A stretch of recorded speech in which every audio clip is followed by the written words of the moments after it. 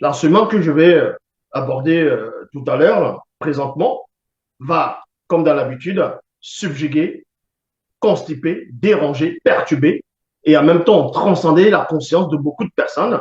C'est sur Marie, mère de Christ face aux sorcières.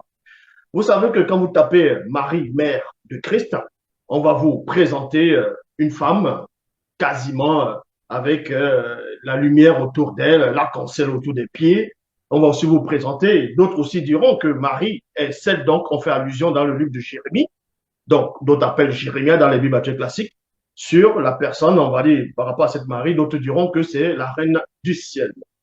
Vous voyez, des personnes qui se disent pasteur, révérend, bishop, maréchal, apôtre, diable, prophétesse inspirée, des pseudo-youtubeurs, les Dieu m'a dit, le Saint-Esprit m'a mis à cœur, vont venir vous expliquer que, comme je dis, Marie serait la reine du ciel, dont fait allusion dans ce qu'on appelle l'Ancien Testament. Et pourtant, la reine du ciel, c'était une démon. Ça, j'ai déjà démontré aussi.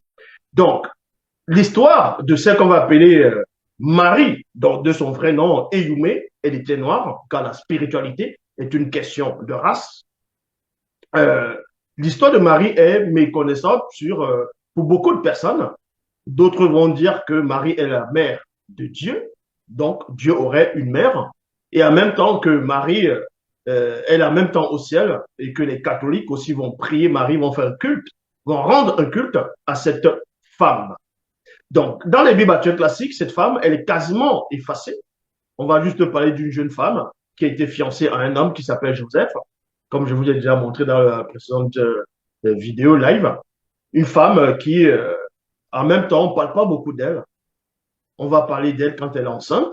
Quand l'ange Gabriel, avant d'être enceinte, l'ange Gabriel va l'apparaître, va lui dire que tu seras enceinte, tu vas enfanter, tout ça.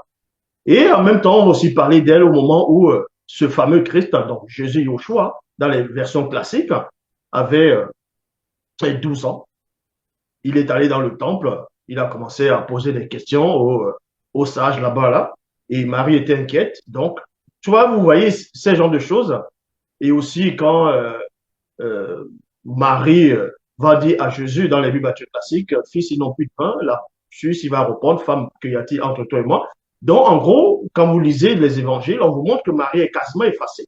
Elle est sans importance, à part peut-être qu'elle est porté plutôt le Christ, selon les Bibles classiques.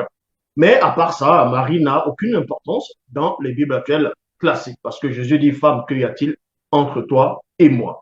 Et en même temps, le même Jésus dans les Bibles classiques dit que Satan n'a rien en lui. Donc, vous voyez, c'est comme s'il comparait Marie, cette femme, à un adversaire, à quelqu'un qui ne veut pas, qui ne lui veut pas du bien.